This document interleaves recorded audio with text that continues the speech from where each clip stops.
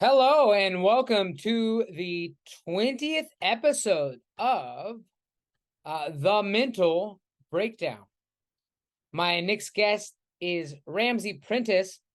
We actually know each other because I was on his podcast and we had some things in common. Obviously, his podcast being a martial arts podcast, that was the connection that we had, but we have just started this endeavor on our own. So I thought it was interesting to talk about this.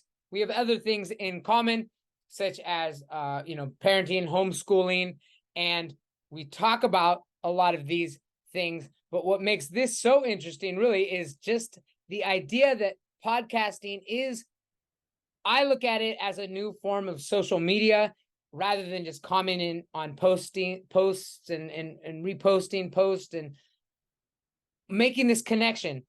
It's especially important for me living way out in the jungle, really, that social media is a way for me to actually socialize. And I'm not willing to give it up. There's a lot of negative aspects associated with social media. I'm not going to black out social media. Not yet, anyway. I will in 18 years. And I talk about that at age 60 is when I want to give it up. But at this point in my life, social media is actually healthy. I believe that it's a healthy way to connect to people.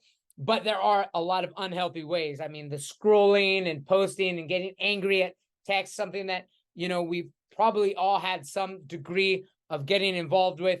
There are negative aspects. To me, the most positive aspect of social media is reaching out, talking to somebody who you might not actually talk to, as well as the people who were important in your life, but you might not talk to that much. That's why a lot of my guests have been people that I've met in different stages in my life.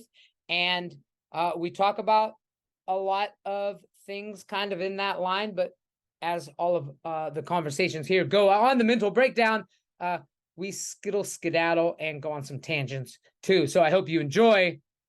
All right. Have a good one. All right. What's Ramsey, going on? going. Good to see you again, man. You too, man. You too. All right. So this is gonna be really fun. This is interesting. Let me I'll give a little. I'll frame it a little bit. What we're doing here, what's going on, because we have both kind of started this new endeavor of podcasting, and it really got me thinking about just a lot of things. I had some people saying like, everybody's podcasting. It's like I don't feel like it's a competition. Like I'm trying to get viewers and listeners so much as it's kind of a new format for social media, because we get in these weird spaces. You're either in an echo chamber where everyone's agreeing with you, or you find yourself in this weird place where everybody's just trolling on you and you're like, I actually thought I was saying something reasonable and trying to get into a conversation, and I realized like, I wasn't trying to. And it's like it's hard to navigate through these instances. And right now I know, at least we're not quite at the point where they're going to have like an AI version of you that I don't know. I'm not talking to someone real.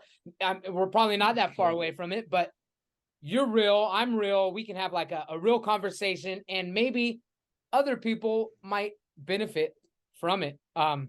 So, Yeah. so that's kind of how I want to frame it a little bit. Is that so? The reason we met was because I started my podcast. I still actually, Brody Farber still needs to come. We've got a good conversation to be had. And then he told me, yeah, I just got on a podcast. So I listened to yours. I'm like, oh, wow, this is cool. This is, we connected that way. I got on your podcast. And of course, it's a lot easier, I think, to just be on somebody else's. You don't have to worry about any of the editing and all that stuff. So just relax, basically just sit back and relax. And we'll start out there, kind of lead me to how we just met a week ago, basically lead me to what got you in. We obviously share some similarities in martial arts, so that you can touch up on that, but family, whatever, education, and moving, why you're in the East Coast, how did you get connected with the West Coast friends and everything, and then all of a sudden you decided to start a podcast. So lead me up, basically just whatever comes up that leads you to right You now. got it. All right. Yeah, the podcast was funny. It was a weird thing. So I have a full-time job and I have a buddy, Rick, and he was like, "Hey, I came up with this cool CRM and I've been in the fitness slash martial arts world my whole life. I've been doing it. I've like GM'd, I've been a coach, I competed in martial arts, I've done martial arts my whole life." And him too. He's a black belt professional MMA fighter. And he's like, "Hey, I got this cool CRM. I wanna help gyms like do better, right? I want to help them with sales, and we want to help people kind of because that building your own gym, a lot of people kind of hit walls, and some kind of grind through it. Some do really well, of course, and so we wanted to like have the opportunity to help people. And so we started like working the CRM, talking to people, getting it into their Wait, clubs, and CRM. What is that? all of a sudden it's like CRM? What's CRM? it's a like a it wouldn't be a CRM. I guess I'm using it as a CRM, but it's like where Or I don't you even know that word. control I'm all not your familiar with that customer. word or CRM. What does CRM stand Oh, it's a client. Oh man, now I'm blacking out. It's a management tool for all your clients if you're in a gym. So you'd have a for? place where Okay. all your clients go in. You can Okay. bill them and email them and text them. So Oh, it's just a okay. management tool. Okay. Ours is more of like a sales kind of marketing thing. And so we got this really cool program. Super proud of it. It was called Ninja Pipeline. And he was like, "We should do a podcast." And I was like, "Just like you just started this." I don't know. Everyone's doing podcasts. Like, Yeah. who are we going to have an audience? Does anybody care what we're saying? And we thought about the podcast again, just like you said. We're going to have conversations with people who are in this world. Maybe they made mistakes. They're all doing good at something. Everybody's good at something. So let's have that conversation, ask those questions, learn about their past, and then maybe someone can benefit from it. And then we just started. We started the people we know.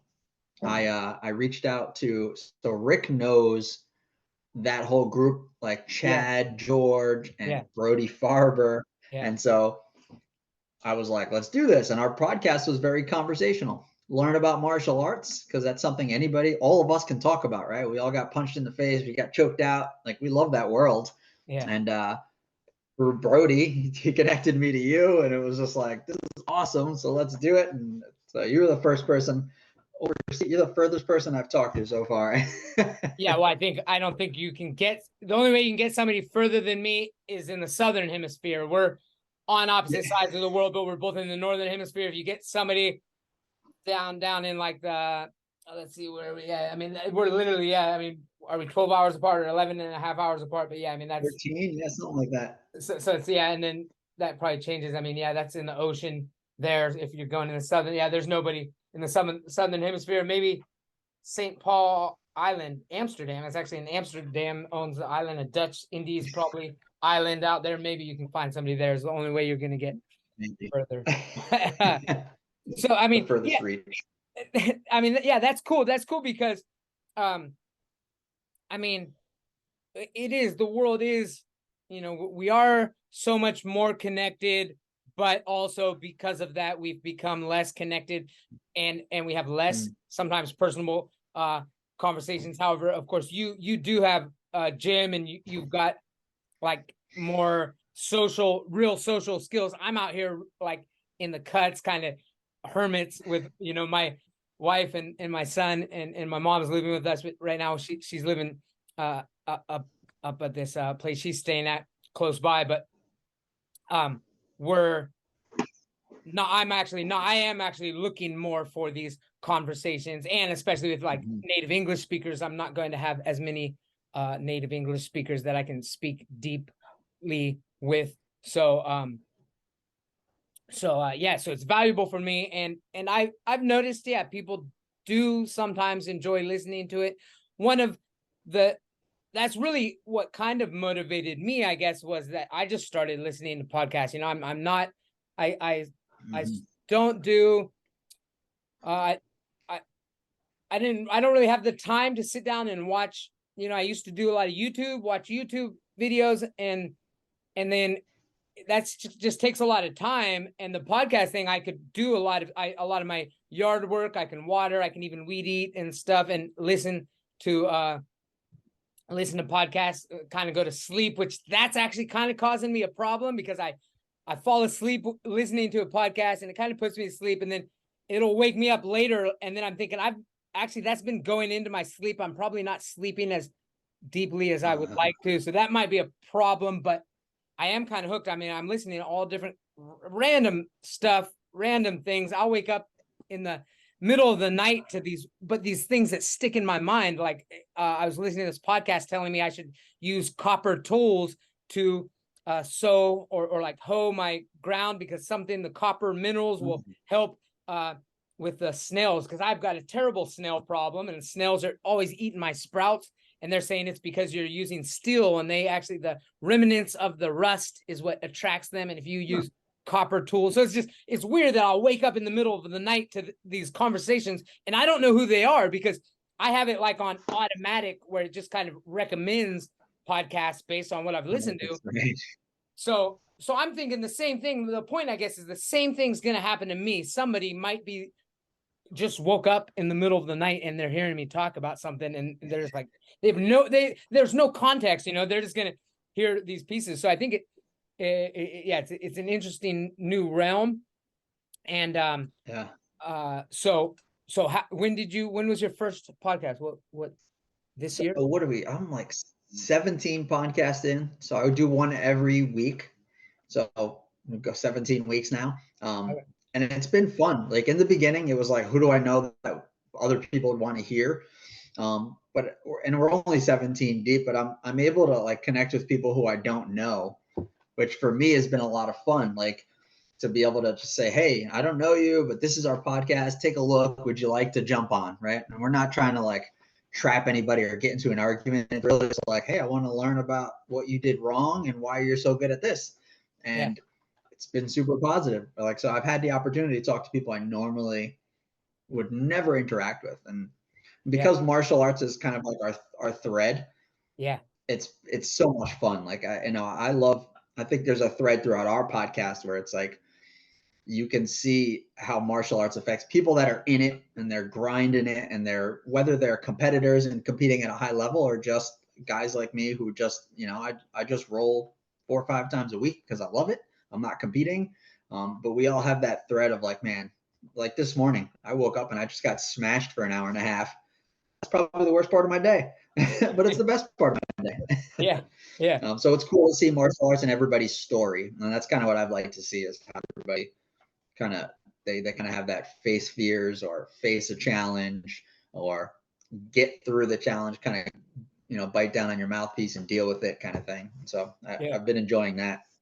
So what got you in? You're not, so you run a gym, right?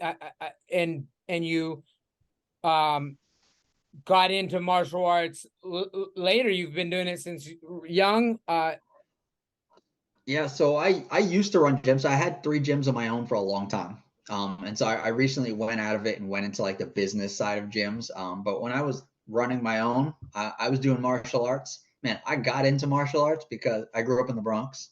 And it was like every day at 12 o'clock, it was like, oh, it's time to get jumped. And I would get beat up all the time. I mean, the cliche was right when I was growing up. I just got beat up by the same guys. And so I was like, I want to do, what was it back then? Karate, kickboxing. Yeah. I got into it. But it's funny, the day I started training karate, I've never gotten jumped or gotten to a fight again since. Never had to use it. Just stopped backing down, stopped looking like a victim, I guess. But I fell in love with it for the combat of it and the fitness side of it. And I got into that world that way.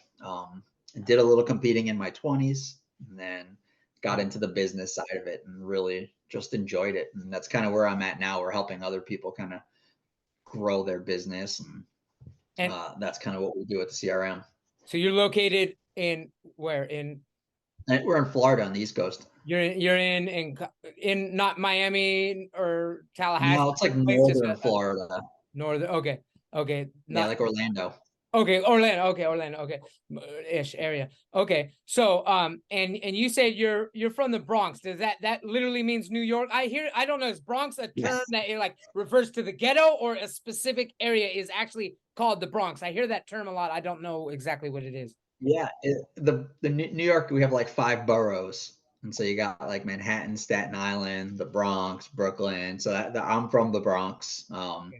And that's where I grew up most of my life, down there or up there from where I am now.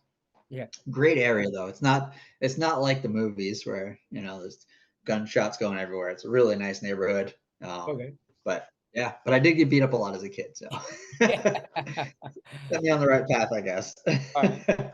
And then all right, so that's yeah, some of the things that came up, and so yeah, we were talking a lot about the martial arts. I definitely think, yeah, that martial arts aspect of life, it's a way of life. Like I said, I'm not even actually active in martial arts in any way anymore, but I feel it when I'm doing my gardening and my farming. I am, well, it's funny, we've heard that, yeah, right? The I'd rather be a warrior in a garden than a gardener in war or something. And that's how I am right now. It's like I am a warrior in a garden. Is like I'm still am a warrior. I still am a martial artist, but it's like I wouldn't be if I wasn't doing something like that. But there's actually a connection. I don't know, when I'm in the earth, shoveling, digging, cutting, planting, I do actually, there is a connection there. Mm-hmm. And so Absolutely. yeah, no, there's I know in our conversation, there's some areas that maybe were less on what in your direction was, and then so I'll kind of recap what my kind of is very vague, but I generally, yeah, I get that bio a little bit first, just kind of establish, who you are, and then I always like kind of asking more questions about specific things, and then Mm-hmm. I like challenges. Yeah, any psychological challenge. Yeah, as I mentioned, that was my my studies were in psychology. I'm really interested in more. I guess one of my philosophies that I like to have, and I don't want to, I'm not putting in like things like post-traumatic stress and victimhood in negative light. There are serious situations with these, but I believe that we are anti-fragile creatures that are able to grow from adversity. So I'm really looking for those psychological challenges.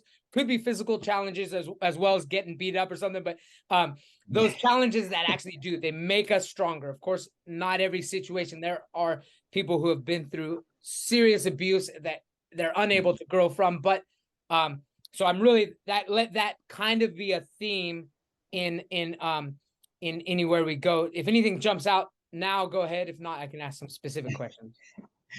No, so I guess, man, my growing up in the Bronx had its challenges. It was a great time though, too, of course.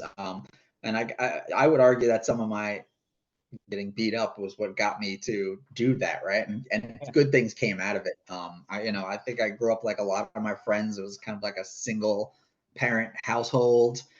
We all kind of had that same struggle, but I feel like that kind of stuff you don't see till you're adults. So like as a kid, I would say I had a really good time. I was doing my thing. Yeah. I was in school and first kid in my family to go to college, which was really awesome. But yeah, I don't think so. As like kids, I had this like, the Bronx. You lived in that, right? So you just stayed away from the things that were bad. Yeah, I kind of want to get I want to get like the idea. I mean, I'm visualizing like, I mean, you said like you got beat up regularly, so I'm thinking like, okay, this isn't like they're open your mouth on the curb and stepping on the back of your head or something. This is not like Oh, crazy stuff where they beating you up, taking your lunch money. I mean, it's if they're doing it every day, it's obviously not too serious. What type of why was the purpose? Or is it a racial thing? yeah. Is it your family? Is it the group you hang out with? Where you listen to the wrong music, or your hair was funny? Like what? So yeah, Wow. so I could remember like three beatings that were the worst, right? Like the worst ones. And I wasn't like any part of the cool kids. It was me and like three or four of my friends. We were kind of like the outcast, but we weren't like, I don't even know. We weren't like the nerdy kids who like to like be. We were out. We were playing handball, playing basketball. Obviously, we were I was athletic to an extent. And we, man, I remember for one, like we were at a movie theater in the Bronx, and we were just after the movie, and I was walking to the bus, and it was just me and one of my friends, and it had to be like 15 kids just surrounded us. Had nothing to do with race. I don't think it had anything to do with race. And the kid was just like, "Where are you from?" And I was like, over there in Mars Park. That's our neighborhood. And the kid's like, you guys from the Valley? And me and my friend, too, so ignorant. We had no clue what the Valley is. I still to this day have no clue. And before you know it, we're surrounded by all these kids. And it had to be 10, 12 kids. And they kept asking questions and kept asking questions. And I'm like, oh, this is not going well. Yeah. And all of a sudden, one kid just pops out and sucker punches my friend. All I remember is we're both on the floor, covering up, looking at each other, getting beat up, going, what is going on? Yeah. We jumped up and we just, well, hindsight, it wasn't great, but we ran out into traffic because we figured they weren't stupid enough to run into traffic to chase us down. Yeah. We were dumb enough. Yeah. Well, I mean, I guess that was safer. Yeah, that's what we did. It was survival. So we jumped up somehow and ran into traffic. Two of them followed us. We were fast because of adrenaline and fear. Yeah. We ran to our bus stop, and I mean, it was luck. Call it whatever you want. There was the biggest dude I've ever seen standing waiting for the bus, and we ran up to him, bloody eyes, and we're like, "Sir, these kids are beating us up. Can we just stand here with you?" So were they chasing you, or were you long ditched them, or they were actually? Well, there was about like two of them still chasing us. The rest, like we lost a lot running into the street. Like we almost got hit by 2 or 3 cars because it was dumb to run into the street, but it got the kids off of us. Yeah. And there was 2 that were just keeping up with us, and they're probably not the better. Mostly. Usually the quicker ones aren't the better fighters. I remember being in a situation like that where I was getting jumped, me and my friend, and we ran away, and we were running, and I remember like kind of hearing footsteps behind me, and I turned around, and it was just one little dude, and I was just like, boom, and I socked him, and then kept running because the big dudes, or the group. I mean, there's a massive group of people. The ones, it was just like one guy chasing, so it's kind of funny that usually the quick ones might not be the ones that they got cocky. They just like the little ones chasing somebody. They're probably not the ones that put up the big fight, but this is pre me learning any martial arts, so I didn't know anything. I just didn't. I don't want to get beat up. That was one of the worst ones.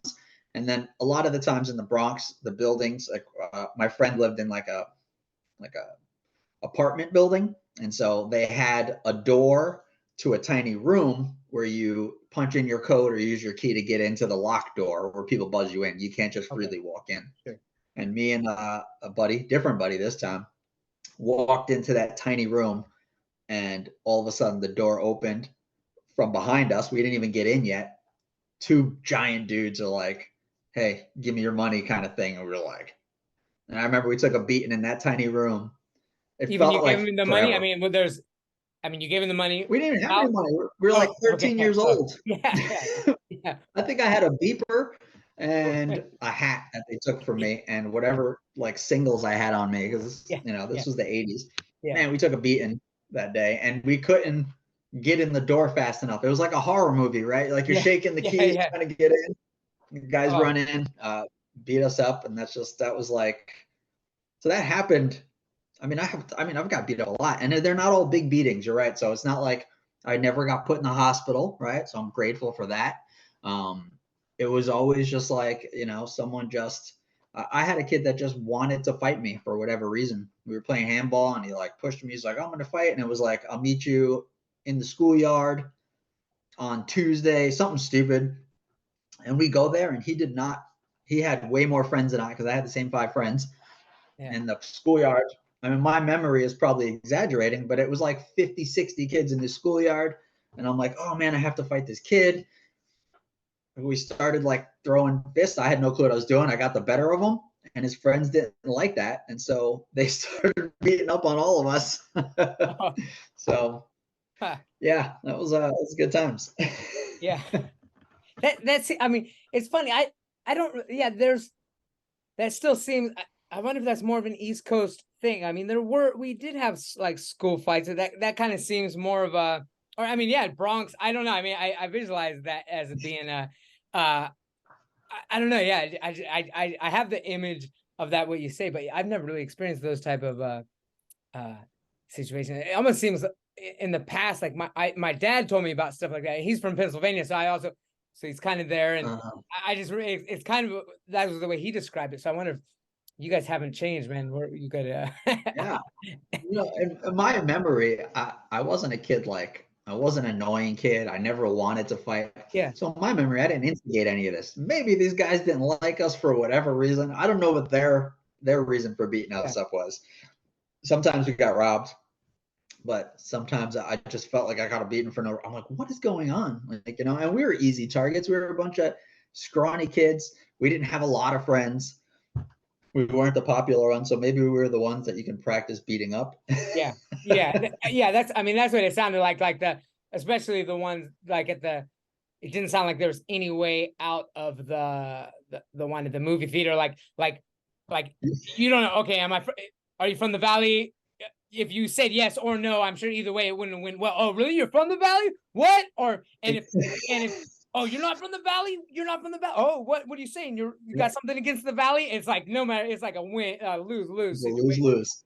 Yeah. So it sounded like that wasn't avoidable, and yeah, they're just looking for a fight. So Yeah. so yeah, and another area I'd love to get into that we didn't get to discuss that much about it was especially because yeah you have family, you've got some children older than me. You know, I've just got one son, he's 3.5, and then and we're gonna homeschool. I mean, technically we are, but it's like it's not really homeschooling yet because he's so young. It's really just we're just playing with him. It's not structured yet. We're going to start next year like officially. Of course it's different. I think it's actually easier here. There's just in general America has a lot more you know, just everything opening business. There's always like, you know, we do have a process. We have to get a, you know, accepted through the Ministry of Education or whatever, but so I would imagine it's more difficult, but give me a little background and as much background actually as your whole, I mean, marriage and kids, and that's whatever Yeah. you're comfortable with. Kind of let's talk family, basically. Yeah, give me a little more. Absolutely. Yeah. So I have 3 kids. We got a 10-year-old, an 8-year-old, and a 3-year-old. And so my oldest saw school for about a year. She did pre-K and a little bit of first grade, so a year and a couple months. And we decided to pull her out. We were like, hey, we want to do homeschooling. And so And why? our reasons for what's that? Or Yeah, why? our reasons For her sake, for or pulling her out. Yeah, the reasons for pulling her out and the reasons why we're stilling to do it are completely different at this point, okay, right? It's changed for us. And so originally, you know, we're a very close family. You know, I started working for home and I loved being like with my family. Like I drink my coffee and every now and then my wife will come in and fill it up and I'm like, hey, this is great. My kids will come and give me a hug. So we like that. And my oldest went to school and it was, you know, she was having a hard time. Like she was like, I'm missing the family all day. And my wife, you know, we made a decision. We said we have 2 incomes and now we're not going to have 2 incomes. Right. And so it's a sacrifice. We had to think about our lifestyle and say, all right, what do we want to take away? And for the importance of my wife raising our children, my wife being with my kids all day and instilling the beliefs and the thought process and everything, all that she would get in another school from someone else just for us to work 2 jobs. And so we said, let's do this. And so we shifted our life radically. You know, we did so much. We reduced our car payment, we reduced our insurance, whatever we could. We got rid of like credit cards. We paid off. We just did a lot of stuff where our bills took a big drop. And she stopped and then she started homeschooling. And that was the initial like thrust. And we did this before it was cool because COVID hit like shortly after we did it. So we pulled her out and it felt like a week later COVID hit. So yeah, we were pumping that's good. yeah, the timing was impeccable because a lot of people didn't have the luxury of planning. We were planning for a few months. Yeah. So that probably wasn't fun, but that's why we started taking them out. And the more we started realizing the benefits of homeschooling, like we do a very biblical based structure of our education. But we also, I mean, you can get in, and I have nothing against private schools or public schools because they're fantastic, especially the places we were in. Man, they were great schools. And, but we are very like, well, this is the problem. How do you solve a problem? I don't know something. How do I learn that something versus like memorization kind of thing? And that's Yeah, kind of our yeah, whole yeah, focus is like yeah, teaching the kids to be problem solvers because you can't study everything, right? yeah, yeah, And so we started that kind of like biblical based, but also like problem solving based school, and we started doing that. We loved it. My girls are very bright. They talk like adults to like other adults. They don't seem like yeah, an 8-year-old, and you're talking to an 8-year-old. They talk very well, and they're still kids, right? They kind of do stupid things like kids do. But then after COVID, you hear a lot of the things like that was going on in schools, right? Like a lot of the Zoom stuff. Like parents are like, "What's going on?" All the time. And we started researching more about how the public schools were teaching and how they're maybe cutting corners, or I forgot, someone told us. There's a lot of people who just hate public school, so we get a lot of that, but that wasn't our reason. But yeah, they're yeah, like, they spend like 4 hours in line a day, and that's 4 hours that they're not learning. And so we've just loved homeschool. And then, a lot of this stuff that's going on out here where agendas are getting pushed on kids, the whole gender thing. And California is a complete nightmare, in my opinion. yeah. So, that kind of stuff is just leaching into the schools. And we're in Florida, Yeah, so Florida, from what I we're understand, is yeah, big, yeah, what miles different is yeah. And all so that our schools, culture I would war. argue, are more in line with what we're looking for, but we still want to raise our kids with our values, Yeah, and we want to, we made the sacrifices to do it because, frankly, we cut our income in half, but that was what's important to us, right? My wife sees the kids all the time. I work from home, so I get to see my kids, anytime, and it's the lifestyle we wanted. So we drastically changed our lifestyle for it, and seeing what was going on in the schools really just made us go, wow, thank God we we did this. And we absolutely love it. And kids, like, they all grow at their different pace. Like, like one of my daughters is really good at reading. The other one's like, she's a little slower with it. She's like, I hate reading. That was me as a kid. I hated reading. I didn't read unless I was forced to. But then she's a genius with math, right? And she loves yeah, math. She's like 2 grades ahead. And so we really enjoy it, right? And we have all that freedom, during the week where they can go to like a water park on a Wednesday afternoon and no yeah, one's there and they have a great time, right? yeah, yeah, absolutely. Yeah, it's nice.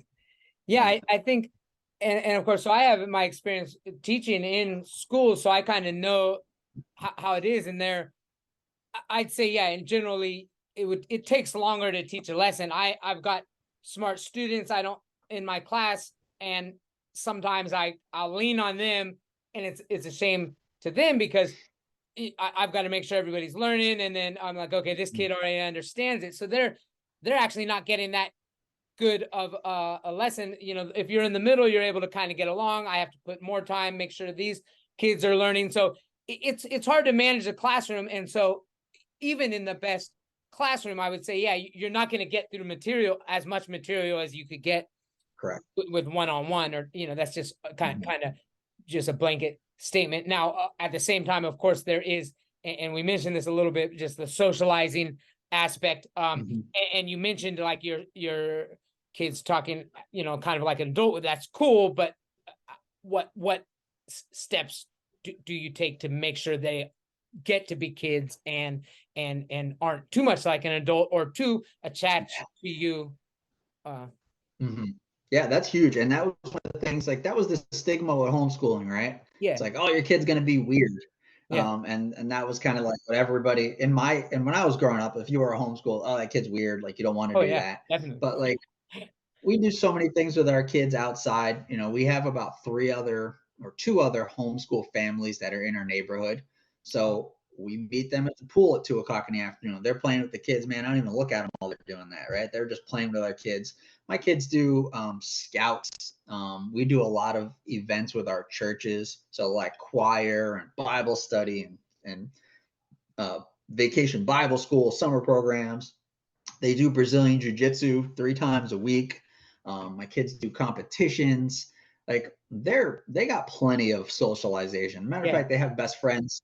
We we lived in Connecticut. They're pen pals with some of their old friends, like they're writing stuff. So like socialization, like it's a bad excuse at this point because there's so much opportunity for kids to interact with other kids. And I would even argue, someone say it's a negative, but like my kids are acting their age, and that in that aspect where I've seen 10-year-olds with my 10-year-old, and these kids are talking about things that they probably shouldn't be talking about, you know? Yeah. And they're like, oh, I got this, so whatever it is. They're talking about like body image stuff. And I'm like, man, my 10-year-old's never even thought about that. And Oh, okay. I feel like she's at her age, like let her get to that point when she needs to get to that point. But so I would argue that we're keeping them at their age where they're not forcing themselves to grow up because one kid is an influence on them. Absolutely. Especially now. I mean, yeah, if somebody has cell phones, they got access to everything, right? I mean, so yeah, one kid at school. Yeah. I mean, that would be, that is, and so, yeah, I guess that's because I'm early on in this stage. Yeah, I'm looking at what things, I guess I'm trying to balance that. I don't want my son to be too, I definitely want him to be comfortable with going out on his own eventually. But at the same time, he doesn't need to now. I know sometimes I hear some like advice, oh, you got to make him strong. He's got to be a man. And I'm thinking, well, he's only 3.5. So I kind of baby him now, but he is only 3.5. So at what point, like, yeah, it's, I guess, so wait, you have your oldest or daughters, both of them, daughter, and son? Yeah. Okay, so yeah, daughter, son. So my okay, son so, is exactly your son's age. He's 3. yeah, so that's interesting. So I mean, our there's different. I mean, yeah. So I guess, yeah. So let me ask you. So you have experience, and I hope we have another child. I'd like a daughter. I think just to have both. I've always wanted a son and a daughter at least. Just because the experience I think is going to be so much different. Even though, like you said, your daughters are completely different. Every individual is completely different, but there are definitely differences. So can maybe tell me, like, how would you say you are? Do you treat your son? Do you? I catch myself sometimes trying to treat him like a man. I think, and I try to tell myself like, I don't need to make him tough. Like he'll probably get tough on his own at some point later. It's how do you treat him differently? So this is a big question for me, right? If I were to be honest, I think I was scared to death to have a boy. I got my first girl, my second girl. I was the happiest person in the world, and there was a part of me going, man, if I have a boy, I didn't have any good father figures in my life. And so like, how do I teach this kid to be a man if I barely know how to do it, right? Like nobody taught me to shave, or nobody taught me all those little things. And now I'm going to try to raise a boy. But to be honest, it was the best thing that ever happened to me, because the first thing I did was like, well, I got to teach this kid to be a man at some point. And that I just started doing research, like what the definition of a man, what are my responsibilities, biblically, in culture, like what am I supposed to do? I'm the provider. I'm supposed to be a good example. I'm supposed to lead my son, physically, spiritually, mentally, all those things. I take responsibility for that, and I show him the person that he should be, right? And that was always my goal. Even now, he's 3 years old. So right now we're like, all right, I'm sure people with teenagers are like, yeah, whatever, that's going to change. But you're right. Sometimes I wanted like to teach him this big lesson. I'm like, your job is to protect your sisters, because he threw a toy at him. And I'm like, you protect them, you don't hurt them, right? And I'm like kind of having that thing. But I found a book. It's called, what is it called? The Intentional Father. I'll show you a picture of it. So this one, it's over here.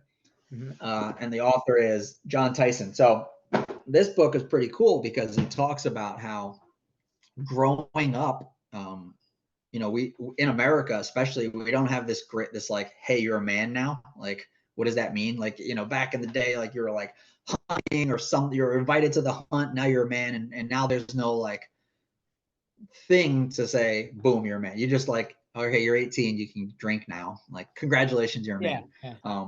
So this thing talks about creating this like life you want your kid to have. Right? You talked about it with like the whole death plan. Like, this is the man I want my son to be. I'm going to bring it backwards. Like, what values do I want him to have? How do I want him to treat other people? How do I want him to treat his wife and his kids? And the best way to do it is obviously teaching him, but Modeling or let's yeah. yeah, yeah, and doing it is more important. And so talked about like creating that plan, and then at 13 is the age he chose. And I think that's going to change for, you But who kind of know chose? The your own author of the book chose in 13. 13. Okay. Yeah. At 13 is this big, like, all right, now you take your kid and do like he took him out swimming at a beach and did this like ceremony. And it was very like, hey, you're a man. Like Okay. today you can't, now you're with me. Like, and he talked about how the mother would say, like, I'm not gonna, if you fall and skid your knee, I'm not gonna baby you anymore. Like you need to get up and pull up your own pants, kind of be a big boy. Yeah.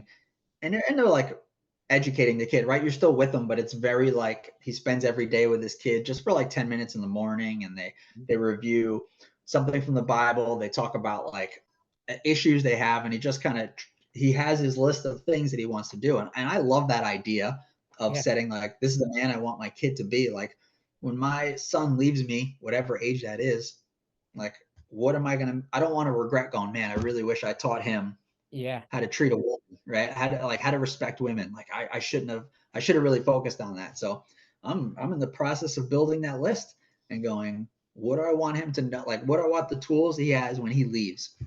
Yeah. Which nothing I would have ever done if I didn't have a son. Girls are the mother does a lot of that influencing, and my job is to show her the type of man she should be around, and I should protect her, right, and provide for her. Like those are all the things that I do for my daughters. 100%. I Yeah. show them love, and I'm always there for them, right? And obviously we teach them, but the boy is a kind of a different responsibility. It's a lot of, Yeah. I wouldn't call it a burden, but it's a bigger responsibility. And so, man, I went into a deep dive. Like, what's a man supposed to look like, do like, sound like? How do I input that on him so he could be a better man than I was? And so, man, it was a change for my life. And I'm trying not to do it too quick because he's only 3 years old. Yeah, that's the thing, right? Yeah, I mean, I've got all these ideas, and then, but I mean, it's, these years go by. You could say they go by quickly, but actually they're so, in a way it's the opposite, because there's so many changes and develops that will actually happen because they happen over I mean, they actually happen quickly, so we don't want to miss them. We don't want to miss these opportunities to develop, right? Yeah, I mean, there's a lot of like some of the old psychoanalytical type, the old school psychologists, like Adler, Freud, all those ones, Carl Jung and stuff. You'd hear these, and a lot of people have kind of left that.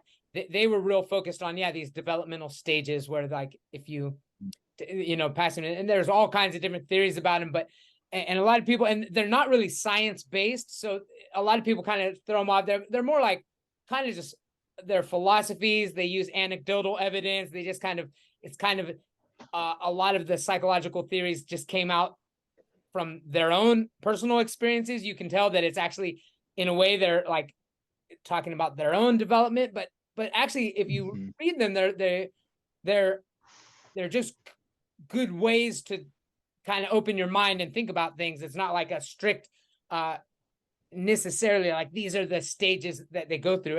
Every psychologist kind of had different concept of which stages they go through, but the idea is they're going to go through stages, and reading different perspectives on it, I think it helps. And we kind of format it. And of course they're old, different time, different countries, different, everything's, we can't like look at them as we can apply the exact same structure, but that general idea that there are developmental stages that if we miss them, there could be a blockage.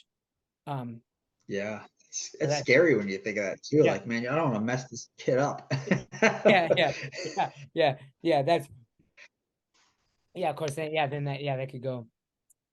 I mean, generally, I think, our we will. Well, I'm sure we'll look back at things and realize, oh, maybe I could have done it this way or that way. And I just hope that, and I look at, there's a few things maybe my parents did, but I think they always were making the best decisions. Sometimes like, oh, there's one funny thing that it's so minor, but this one always stuck with me because And I might be overthinking it, but like when you're young, you start conceptualizing the world and what's possible and what's not. You watch a lot of like maybe shows where impossible things happen, and you have to kind of like figure out what can be done according to the you know physics and stuff like that, without understanding any sort of mechanism behind it. And there was this one thing my dad always told me. He told me when I was real little that I was so small that he could put me in his front pocket and he'd put me here and I'd look out. And to him, it was just kind of a funny thing. It's kind of cute. And I guess when I first was born, you can hold a baby with one hand. And I mean, he probably didn't say it. I don't remember exactly how he said it, or if he was joking, or if he just meant, if I didn't fully understand it, he was just saying, in theory, I could have put you in there. But I actually I was like 4 or 5, I remember, and it stuck in my mind. It just didn't make sense to me. And it was frustrating because I was trying to like make sense in the world, but that one didn't make sense. And it kind of prevented me from it was weird. So weird little jokes, and they're hard not to do. You know, that I catch myself doing it, stuff. So I guess that's the one I'm always looking at. I don't want to say things that aren't real just because they're kind of funny, or so, it's easy to get them to do something if you tell them something like, oh, don't do that because this. But if that's not the real reason, I know, because I remember those, they're gonna think that. I remember there was one time, my son threw a rock in the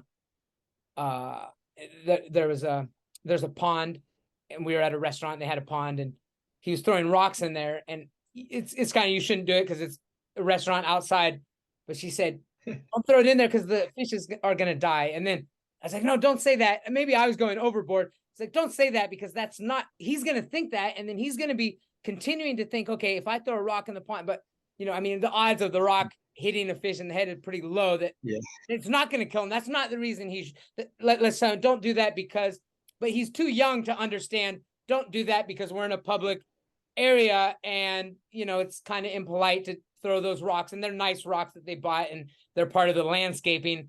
So you can't really explain that to him. But I don't want to tell him something that's not true, because he's going to hold on to that memory. Actually, if it were me, I remember holding on to these memories. I remember my parents telling me reasons for things that later on I realized, oh, that's why you told them to me, but they were wrong. Can you think of anything like that?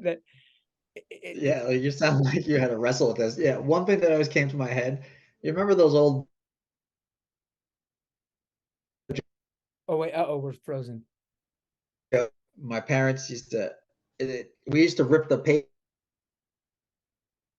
Wait, hold and on, I hold on. would be like, Wait, hold on. I yeah, lost you for a second. Go back. What got it. Yeah. Okay, you froze up. So I just heard you remember something. What are we talking about? So do you remember those old Bazooka Joe gums? Yeah, It yeah, was like the comic strip inside, yeah, and I remember having them, and it was like the paper would never fully come off. It would be yeah, covered in like the wrapper, and I'd be like, Mom, Dad, can you like, because my dad was there early in my life. I was like, can you get this paper off? And they never want. They were like, no, that's the vitamins. You can have that. You can eat that. And yeah, so, do you want to talk about something I stuck with today? If I grab a piece of gum, I still don't take all the paper off. Like if any paper sticks to anything, in my head, I'm going, it's okay. To the point where I like it. So, yeah, so I'm like, I never took it off, and I know it's paper, and they were just lazy. They didn't want to sit there and peel a little paper off a gum. They're just eat the paper, yeah, and that's like a small example that I can yeah. think that But the no, first those thing are that I thought, like, yeah, yeah, like they're all small. Yeah, they're all small things. The things that I remember holding on to for a long time, but they slightly altered they prevented me, or they gave me a weird like development in a weird way. So have you yeah, had to yeah. battle with any of those with any of your kids, that Oh you man, you got to yeah. say something that is not true, and like, maybe I don't know how else I can say this.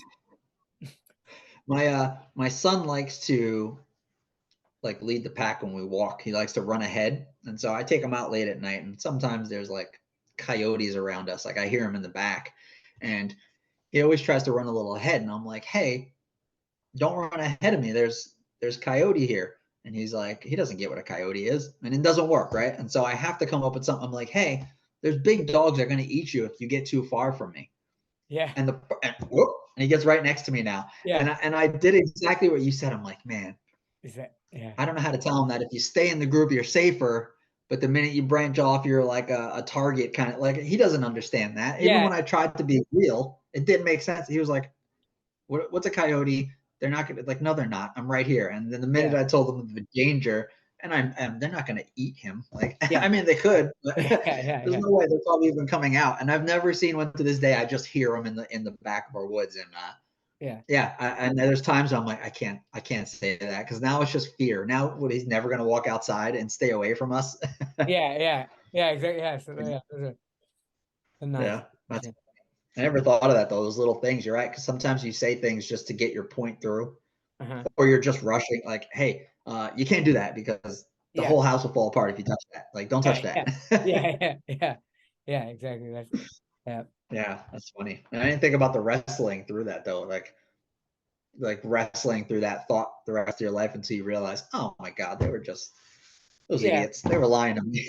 Yeah. Yeah. Yeah. And, but yeah, even if they, yeah. And then they, I mean, yeah, in some ways it could, yeah, I mean, they'll understand at the point, but they still might be eating bubblegum wrapper to this day, just because, yeah, it's like, there are things like that. I actually have a hard time eating kicks, because my dad at one point said they were spider eggs for some reason. I don't know why he said they're kicks, the cereal kicks, the balls. So I have a hard time eating actually any of the cereal that are like those little balls, because in my I feel like I'm eating spider eggs, and it's like, I know they're not spider eggs, and I don't even know why he said it, for whatever reason he said that, but so Yeah, I can't do cream sauce. Any kind of like Alfredo sauce, like a white, thick, creamy sauce, because my parents called it heart attack food when I was a kid. They're like, oh "Oh yeah, man, this is heart attack food," because they made a hearty one, and I yeah, was like, "I don't want to have a heart attack. I yeah, don't want to die. Like, I'm yeah, I'm still a kid, and yeah, so I don't like cream sauce now." yeah, that's crazy. Yeah, Yeah, so that's good. that, yeah, well, yeah, so that's another thing. Let me yeah, death came up right there. That was one of the things that I brought up, and it kind of interested you, but it wasn't exactly in line that I want now. So this is kind of my theory. I'm actually still developing it. It actually is a theory that came out of my research when I was finishing my doctorate, but it wasn't specifically what I was researching. It's just kind of something that I discovered. I was doing interviews. I was interviewing people who have lost a loved one, and I was trying to just record phenomenologically, what is the experience of losing a loved one? How does it affect somebody? And I was trying to get, because you can't interview somebody who is already dead. You could near-death experiences, of course, which are actually very valuable, but after the experience is completed, the only way to really get information about what was it like to go through that is the people that were one-on-one with them. So I was that's where it was, and then I just wanted to hear people's experience, and it was real open. It wasn't like it wasn't the type of where it wasn't scientific research where you make a hypothesis and then try to prove it. It was phenomenological, where it's qualitative. I'm just trying to document the experience.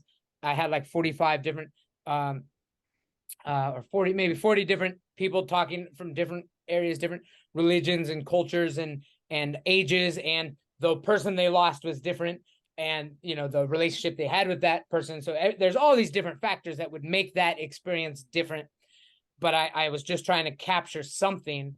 And then one of the things that really just stood out is like, how does losing somebody change the views of your mortality? A lot of people it made them look at things. Some of them, it's practical. Some of them went out and got life insurance for their family they didn't have, but they realized that, okay, this, so there's practical stuff. There's, a lot of things were like relationships with, a lot of people saw their loved ones die with like resentment or regrets or bad relationships with family members or friends that they died with, and they just like, I don't want that. they went out and just Mm-hmm. try to make these connections with our family and friends that, because, that would be a terrible way to go, leaving this world with some sort of unresolved issue. And of course, that can get real spiritual. I know you've mentioned some, biblical background. I'm always interested in that spiritual aspect, how it relates, but also how there can be I like to look at it from that perspective, and then also what's not that perspective. There's certain areas that, like I said, like resentment and regrets, that are just should be unrelated to maybe your soul, and obviously that's part of it is going to be that. So I guess the question that came up that interested you in our podcast was, and it's something that the research led me to realize, is that I want to kind of know how I want to die. I want to create that perfect death, which is silly at first when you think about it, but when you really look at it, okay, I don't want to leave. I've seen other people leave this world in a place where it's like that. That would suck. I mean, so many people look at life or death as like, it'll happen someday. Don't worry about it. Either you know where you're going, or you don't know where you're going, or you don't care where you're going, or you think it's this or that. But still, even in those situations, there's definitely an ideal way to go at the very least. And then, so yeah, my theory is that we should try to line our life up in a way that is in that. So a lot of that is things we already discussed a little bit, but I wanted to give the background. So anybody that is listening to this, or I woke up in the middle of they woke up in the middle of the night, like I get woken up. Usually it's when somebody goes on a long rant like this. That's when it wakes me up. So maybe somebody just woke up. They don't really know what are we talking about, but go ahead and add on to that. Give me kind of, I think you maybe this last week have been thinking about it because it seemed like it kind of spawned some ideas. And where have you come on that notion thus far? Absolutely. So you said something. You said, how do you want to die your ideal life? And instantly, my thoughts went to my immediate family, right? Like I want my son to think I'm a good man. I want my daughters to be like, wow, my dad was great. He was there for me, right? I want my wife to tell everybody how awesome I was, and then like not my immediate, but like the people in my close circle. Like I want them to be like, hey, he was a good guy. He did this for me, right? I always want to be the person that like I want to help people and I want to be there for them. I want to be a value, I guess, in the big picture, right? And so that was a really good exercise for me because that's immediately like the first thing that popped in my head. 5 seconds into this was like my immediate family, the impression I have on other people, and then obviously like spiritually, right? I want to be a good person. I'm a Christian, and we're taught to the 10 Commandments. We're going in the right direction. Where I'm leading my life towards God, and how am I, am I helping people in need? Am I there for people? Am I representing, God in the way I'm supposed to? And then post death, like, well, I don't have any more control of that. And if I do the right things, I get to go to heaven. And that's, after that, it's out of my hands, right? I'm there, and that's it. But like leading up to that, like I want to make sure I'm doing the right things to be there for people. If I can enrich someone's life, I've recently in the past year, there's been like a scripture that's kind of like been the column of my life, and it's like, don't withhold good from someone who deserves it when it's in your power to do so, right? So basically, if you can help someone, do it, especially if they deserve it, right? If someone's like, hey man, I need some help with even something silly like moving a couch, and I do have an hour or whatever, I'm between work or I'm not doing anything, like I should go help the guy because I'm doing it, right? And that's a very simple term, but that's kind of how I've kind of targeted my life and living in that way, where it's like, well, I'm going to help people if I can, not at the detriment of my own family, of course, because that's my primary goal, right? I want my kids to see that, my wife to know that they're number one and they're there for me, or I'm there for them. But it was a really good exercise for me because you said that, and that's where my head went first and foremost. Like, well, if I'm on my deathbed right now, I mean, I don't want to have regrets. Like that's the part, like, and where would I have the most regret? Like, I don't think I'm going to be thinking about work on, man, I didn't get that spreadsheet in that 1 month and my reports were late and that sucks. Like, I'm never going to be thinking about that stuff. It's going to be, how did I raise my kids? Did I do the right thing by my wife? Was I faithful to my wife? Did I show her enough love? Did I show my kids enough love? And And those are the things that I don't want on my deathbed, you know? And so if What, anything, that helps point you in the right direction. were you, I mean, for the most part, I mean, were there any areas where you'd made, were you able to recognize anything that maybe you were overlooking that, or were you on, I mean, you generally felt like, okay, yeah, I am on the right direction, or? Well, I mean, I think you can always do better, Yeah, yeah, right? And I think that's the beauty of that exercise where like, you know, I know I'm not, I'm like, so again, religious, like we're all sinners, right? We are like of flesh, and that there's always things that we want to do. Or, you know, just the other day, where like a neighbor said something to one of my kids, and I instantly wanted to get in his face and be like, "Don't you talk to my kids? Like I'm ready to puff out my chest. I know the guy doesn't train. I do. It's gonna be an easy fight." And my wife's like, "Hey, like take it easy," kind of thing, right? So I'm not perfect in any way whatsoever, but my head did go to like my wife and kids. Like I need to make sure that I give them enough time. That's the one thing that I will regret. So I don't spend enough time raising my children, spending time with my wife, and that's where I prioritize. Like it's easy to get into work. You know, I work for I'm a consultant for a couple other businesses, and man, like I can put in time. It's really easy to get sucked into that, and like I want to help them do their thing, but yeah, you know, I don't want everything kids are choosing. I'm choosing that over them, and so yeah, that's where my head goes. And I just want to pour more time into them, and I'll never regret that. In 100 years, our lifestyle, we chose homeschooling, we chose work from home, so that we can put that time in them. And I want them to see like that I'm here, right? And my wife yeah, knows that I'm here, and I take the time to help her and all that. So yeah, that's where my head went, though. Was like, I need to just put more time into it. Even if I'm spending a crazy amount of time with them already, I can always do more.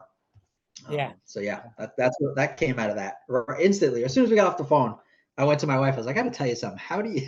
And I went right into it because I thought it was a really good thought provoker. I think, and I yeah, really like that whole setting a goal and walking backwards, like I talked about with yeah, like raising yeah, into a man. yeah, yeah. No, Yeah. no, I think it is a good way to, uh, for anything, I guess. And which actually, so, yeah, let me just kind of mention like this, my land. That's kind of like my land. At the same time, I don't like too many structures. It's kind of, yeah, if you have that goal and you're able to, like I said, you're just able to draw that line, and you know you're on that line. You don't necessarily need to have all the specific steps. It's kind of like this land Mm-hmm. that we have. We bought this land. I want to, like I said, it is the long haul is, yeah, I want to die on my land. I don't want to, I don't want to die in a hospital. I want to just be able to just peacefully go on my land. I want to have like a really just like self-sustaining for sure. Who knows what kind of uh world we'll be living in the future if we've got Yep. nuclear fission and we've got permanent electricity for free and it's clean, or maybe there's some sort of you know situation where we don't have access to, I think it's, we might not have access to energy or something, and I've got like a hand pump that I can get water from the well, if needed. It's not like I kind of go in both ways. I usually visualize this like super nice clean technology, everything's going to just run smoothly, or Abundance. it could be back in the olden days, but in either case I think it can work. So but it's like, yeah, I can't plan for either of those because we don't really know what it will be, but I know that I want to just be comfortable on my land under whatever circumstances there are. And then so yeah, it's exactly what steps to take, we can't be certain, but Yeah. um so Yeah. I think of it as like I'm not a I don't drive a boat. I don't know anything about boats, but I think of it as steering a boat, right? Like it's not like a car where I'm on a road and I make a right and I make a left, right? A boat, every boat I've been on, it's like, all right, we're going in this direction, right? That's the way I think of it too. I don't think you can plan step by step. Like this is what we're gonna do on Wednesday, Thursday, Friday for the rest of your life. You just never know, right? But you can steer the ship in the right direction. Like I'm going west, right? That's where I'm headed, kind of thing. And I yeah, think because it can get stressful. I think, I'm like you. I'm not that person where I'm super structured to that point where, Cause that's a whole nother level of stress, isn't it? Like, oh man, we're off schedule. Like I'm off my beat. Yeah, Oh, what am I gonna do now? Oh man, yeah, yeah. I'm stressed thinking about yeah, it. yeah, yeah. So I want to, um, I guess to because one of the things I kind of start out at the beginning, this podcast world, I think is kind of it's interesting way to communicate, and in a sense we're just having a video conversation. The only difference is that it's going to also be uploaded, but it wouldn't necessarily need to be uploaded, and there's actually not that many people that are going to listen or watch. So it's really the conversation we're having is valuable for ourselves. I'm learned from it. I'm sure you have in every instance. Like these are these are valuable connections to have with people, and it's kind to me it's kind of the new social media. Like instead of just writing and tagging and taking pictures, let's reach out. So I guess yeah, let's kind of we'll finish off talking about maybe where this project is going. Where where do you see it going? Like I said, you kind of just are doing it because it feels right, and do you have it? Are there any goals set up? I mean, for me, I'll admit, in some ways, it seems like it's possible it could become something that can be monetized. That's not my goal, but if it provided me right now, I'm an English teacher online. I work at home, and that's good. I like it. I enjoy it. It's very fun. But if I could create another revenue of income, obviously I'd be happy to do it. So that's one thing for me. I'm wondering where, give me some ideas of where you see it going. And So for us, it was originally it was like just a big marketing tool for our platform, right? Our CRM, it's our Ninja pipeline. We were like, we're just going to bring that up a lot, and it felt ingenuine. So then our purpose was to help people, and we're like, all right. So we mention it obviously occasionally on the website, but man, I mean, we don't do it as much. And so I think the goal is to, I mean, obviously I'd love to monetize it, right? Where we can have this tiny show. I'm not looking to get like huge. I don't think I'm even capable of that. But if I am, and we get to that point, man, I will ride that wave, of course. But right now, I think the goal will evolve. Right now is to get in front of as many people as possible. Like, so new guests, like I want to meet people from all walks of the world. We kind of pigeoned ourselves in the beginning. It was like, all right, they have to do martial arts and own an academy. And then we were like, hold on, like we can get so much good information, just life information. And like, that's where I think we're going with it, where we're starting to talk about people are bringing up some really cool stuff. Like, this is what I did while I was training. This is why I started training. And, I tried to start a business and I failed at it. And these are the mistakes I made. Or I'm not even monetizing my martial arts anymore, but I'm using all the stuff I have in martial arts. Like you said, like it's always going to be in you, especially when you get to a level. If you did jujitsu for 2 weeks, you can't call yourself a martial artist and say, oh, I really have that spirit, right? But if you were in it and competing at that level and you're part of that world, I really love that world. I love that I can go anywhere and jump into a jiu-jitsu school and people are accepting for the most part. And I think so for our podcast, I'd love to just get in front of as many people as possible, get all that information in one place, and someone can be like, there's some really cool lessons. We title our stuff by like the main lesson. I really like to hear when people are like, they just give this one nugget in life and then they do something in business, but I like to title that because it's really cool. Like, be humble, or people talking about like leaders eat last kind of thing. And I think those are the things that we never planned for. So, I hope we can help people. If we help one or two people and they come to me and say, hey man, that was really good information. I'd be happy. I'm not looking to monetize yet. We would love to. But I think it's coming from a good place, and that's the point. If we're doing it from a good place, it's coming from a good place in our heart. We genuinely want to help people. Then, I think we're doing the right things, right? Yeah, absolutely. That's I think it could be. I mean, in some ways, I look at it as, I think the future of just like social media and connections, it's there's this like nefarious idea of like stealing our data and using it that is worrisome to some degree, our privacy and security. But at the same time, I'm thinking, well, if it's almost, I mean, we as like consumers, and like you're either a consumer or a creator, and like sometimes I have a lot of friends sending me videos and stuff that are probably excellent and probably are much better productions than anything I've made, but there's something in creating that is just more valuable to me. And then and a lot of people are consuming, and some of us are creating, even though there are a lot of podcasters. You look on it, like I go on for me, it's Spotify. That's just kind of what hooked up. It started with music. I got the premium, so I don't have to listen to ads. So it's just the easiest one. It just no ads. It's pretty cheap. It's actually cheaper here in Thailand. I think you're paid by your country, so it's only like $10 a month or something. And so that's how I was. It was first for music when I was working out on the land, and then I just somehow ended up getting on these podcasts.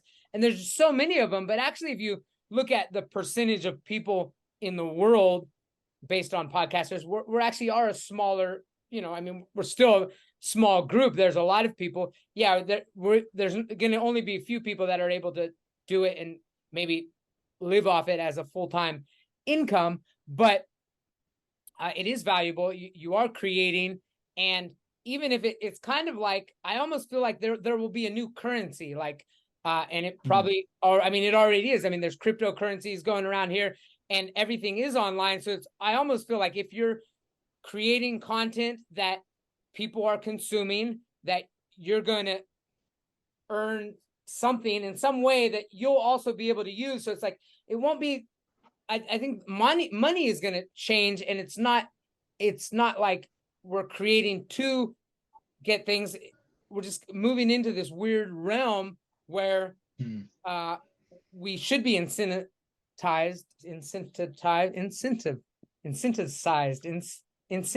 What is that word? Incentivized. I think it's incentivized, right? Incentivized to create. So I kind of, I'm calling people out that, to try to create something. Yeah, even if it's not for monetary, but it's actually it's a currency somewhere. And if we're not getting the currency, there are these platforms that we're uploading to them, they're earning revenue on it. I think you have to reach a certain, like, you need 500 followers or 1,000 followers or 5,000 followers or something. At some point you do reach that point, and then they're like, hey, okay, we'll give you we'll cut you a little bit of this. But I do want to just, I guess I'll finish with my one goal I have is actually to it. Now, again, we don't know if in 18 years is when I want to like cut off. I actually want to leave this realm. So I want to take it as far as I can. If it is able to like somehow generate income, I want to cut it off, though. Even in 18 years, maybe my son could take it over or something. If there is some sort of realm that is able to, sustain itself. But so that's, I guess, that I always like stating this because it's keeping me honest, and it might change in time, but that's like that's one thing I want to stick to, is being true to myself is on my land. Is I don't want to be connected to these technological devices. I see a lot of people, they leave like this, they'll announce it, I'm leaving Facebook, I'm never coming back. And Facebook is set up in a way that it's like, it doesn't permanently delete your account. And the second you delete the account, they're sending you messages to your email, like, and they know they have all the data of who are the most important people that you are only connected to through Facebook. And you'll get all these emails, hey, this person, and then I've seen it so many times, people, they come back. So it's like, I don't want to be that guy.